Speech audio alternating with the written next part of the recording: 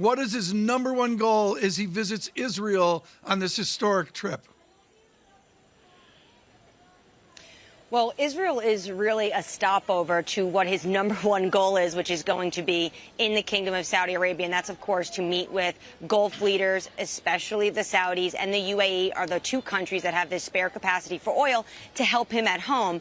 But, of course, here in Israel, he is going to want to make sure that he is discussing with leaders. It's going to be, though, an interesting meeting because the Israelis right now don't have a government. It recently collapsed. They're looking forward to elections in November. So he'll be in the hands of a caretaker prime minister, Yair Lapid.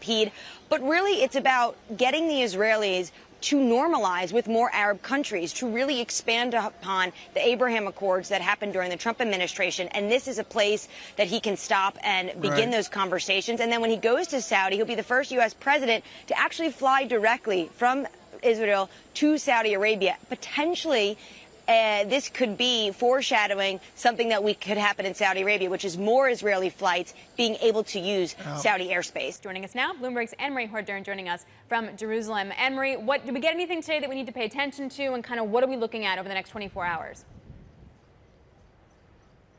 Well, I would say one thing, and the president said this in his op-ed, and then he repeated it today in Jerusalem, is the fact that he is no longer saying he's going to meet with King Salman. He's saying he's meeting with Saudi leaders, he said in his op-ed, and then today he said Saudi leadership. So he's not exactly saying the words Crown Prince Mohammed bin Salman, but that is what everyone is going to watch. One, what is the physical interaction between these two? The president wasn't really going to be shaking hands on this trip because of COVID precautions. He did so in Israel, so will he shake Mohammed bin Salman's hand? It's a big deal considering when he was campaigning for the office, he had vowed and said that he would like to make the kingdom a pariah. The current government, which we know every day is led by the Crown Prince, Prince Mohammed, that had no redeeming qualities. And then the second, of course, is he needs the kingdom now. This about-face is dealing with the fact that he needs a foreign policy change because of domestic issue at home. Poll after poll, and we saw it yesterday in the data, inflation topping 9%. So much of that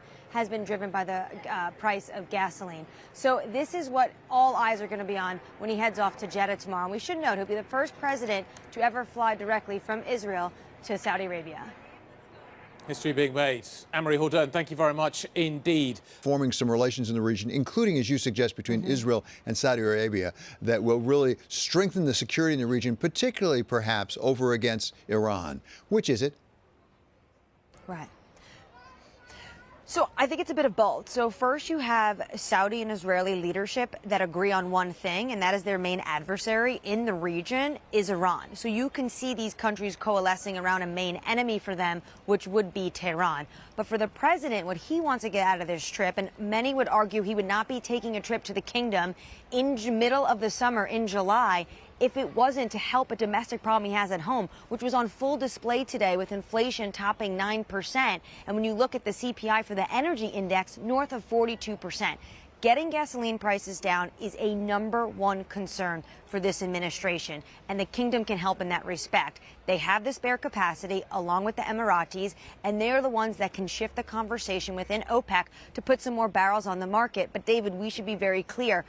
Saudi Arabia can help fix the market. You cannot fix it without Saudi Arabia. They are the central bank of oil and notoriously the swing producer, but it is not going to come down probably quick enough for the president. So it's a risky bet because, of course, remember, he vowed to make the kingdom a pariah, and he released that U.S. intelligence report that Mohammed bin Salman, the crown prince, approved the killing of Jamal Khashoggi. So this is going to be a tricky one for the president, and all eyes will be on not just the statements from these two leaders, but also potentially how they interact with each other. And this is going to play big time at home in his base.